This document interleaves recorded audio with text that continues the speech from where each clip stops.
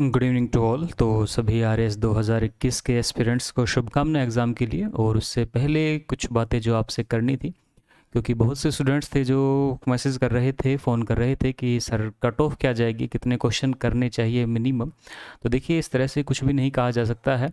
Paper का level क्या होगा, पेपर के क्वेश्चंस कितने टफ होंगे, यूपीएससी के कितना नज़दीक होगा पेपर, इन सभी बातों पर डिपेंड करेगा कि कितनी कट ऑफ जानी चाहिए, कितने क्वेश्चन करने चाहिए।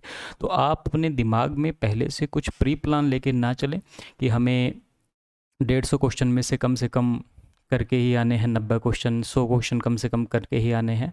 तो इस तरह की कोई बातें अपने दिमाग में लेके ना चलें। पहली इंपॉर्टेंट बात, पेपर को समझें। आपने तैयारी यहाँ पर की हुई है और आप पिछला पेपर भी देख चुके हैं, तो आप एक मोटा मोटा अंदाज़ा लगा सकते हैं कि अभी तक की जो कट ऑफ गई हैं वो लगभग 65 प्रश्नों पे गई हैं। तो अगर आप मानते हैं कि पिछली बार की तरह पेपर है, टफ लेवल जो है उसका, टफनेस का लेवल वो उतना ही है, तो आप मानिए कि लगभग 70 क्वेश्चन के आसपास बहुत ही सेफ स्कोर रहेगा और पेपर इजी आता है, तो इसमें आप +10 कर सकते हैं।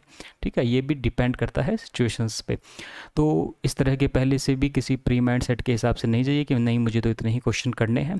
दूसरी इंपॉर्टेंट बात, पेपर करने की रणनीति क्या होनी चाहिए, क्योंकि बहुत से स्टूडेंट्स ये सवाल पूछ रहे हैं कि सर किस तरह से हम पेपर को यहाँ पे सोल्व करें। तो देखिए, इसमें ये बात ध्यान रखिएगा कि पेपर को हमेशा इस तरह से सोल्व करना चाहिए कि आपके पास 150 क्वेश्चन है, तो उसके लिए आप डिसाइड कीजिए कि आप उसको कितने राउंड में करेंगे।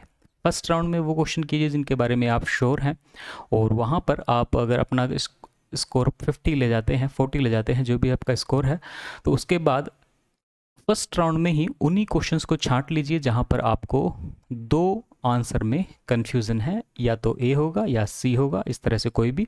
और फिर सेकंड राउंड में इन ए और सी वालों में आपको रिस्क लेना ही लेना है। ठीक है, इसमें यहाँ पे आपको रिस्क लेना ही पड़ेगा, इस बात को ध्यान रखिएगा।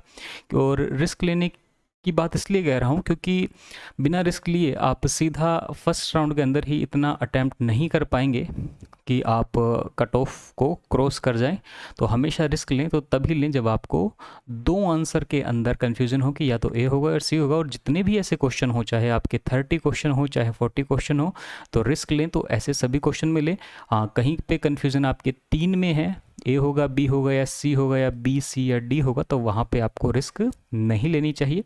तो ओवरऑल इस टेक्निक का पालन करना चाहिए। दूसरी बात, एलिमिनेशन मेथड को अपनाना चाहिए। अब एलिमिनेशन मेथड देखिए क्या होता है। तो एलिमिनेशन मेथड होता है कि जब भी आपके सामने ऑप्शन होते हैं, तब कुछ ऑप्शन ऐसे होते हैं जब आप उन्हें देख के ही बता सकते हैं कि ये ऑप्शन तो बिल्कुल गलत है। ठीक है, तो इस तरह के ऑप्शन को काटते हुए चलिए। और अगर आपको सही नहीं भी पता, तो हो सकता है कि आप इस तरह से ऑप्शंस को रिमूव करते जाएंगे तो आप सही ऑप्शन के पास ऑटोमेटिकली पहुंच जाएं लास्ट में। तो आपके पास इस तरह से चांसेस होते हैं कि आप क्वेश्चन को संभावित रूप से ज़्यादा सही कर सकते हैं। ठीक है, तो ये परीक्षा में ये मुख्य रूप से 3 बातों का ध्यान रखना है। कोई माइंड सेट लेके नहीं बैठना है कितने क्वेश्चन होंगे, प्रीवियस ईयर के पेपर से कंपैरिजन कर सकते हैं ज़्यादा से ज़्यादा। फर्स्ट राउंड में श्योर क्वेश्चन को कीजिए, सेकंड राउंड में जिसमें कन्फ्यूजन है और भी, वो रिस्क लीजिए आपके जितने भी जाते हैं वो।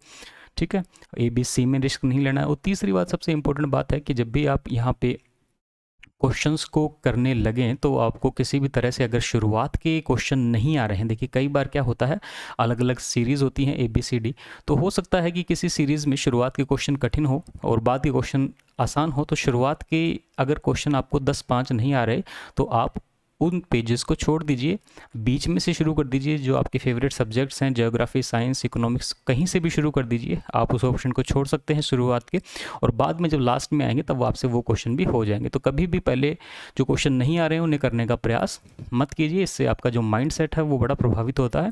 तो इन सभी बातों का ध्यान रखिएगा। और लास्ट टाइम में जो आपको तैयारी करनी है उसमें ध्यान रखिएगा कि राजस्थान के एकीकरण में से लगभग क्वेश्चन पूछा ही जाता है, ये ध्यान रखिएगा। राजस्थान के जनजातीय और किसान आंदोलन से प्रश्न आता ही आता है, इसको देख के जाइएगा।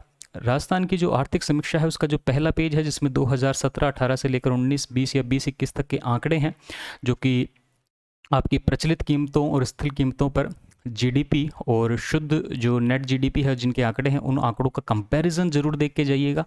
प्रति व्यक्ति आय में कंपैरिजन देखिएगा, और बेस ईयर को जरूर देख के जाइएगा, इंडिया के जो विभिन्न सूचकांक हैं। ठीक है, इसके साथ में आपकी मैं बात करूं साइंस के अंदर, तो साइंस में आप विभिन्न टेक्नोलॉजी के जो शब्द होते हैं, साइंस टेक के टेक्निकल टर्म्स, उनको देख लीजिएगा। इसके साथ साथ हम पॉलिटी में बात करें तो मुख्य मुख्य अनुच्छेद ध्यान रख के जाइएगा, मुख्य संशोधन ध्यान रख के जाइएगा, तुलना करके जाइएगा प्रेसिडेंट के लिए कौन से अनुच्छेद हैं, गवर्नर के लिए कौन से अनुच्छेद हैं। और सामान्यतः +89 का एक नियम चलता है कि जो भी सेंट्रल गवर्नमेंट के अनुच्छेद हैं उनमें +89 कर देंगे तो आपको जो राज्यों से संबंधित अनुच्छेद हैं वो मिल जाते हैं। ठीक है, हर जगह लागू नहीं होता, फिर भी थोड़ा बहुत ये काम करता है फार्मूला।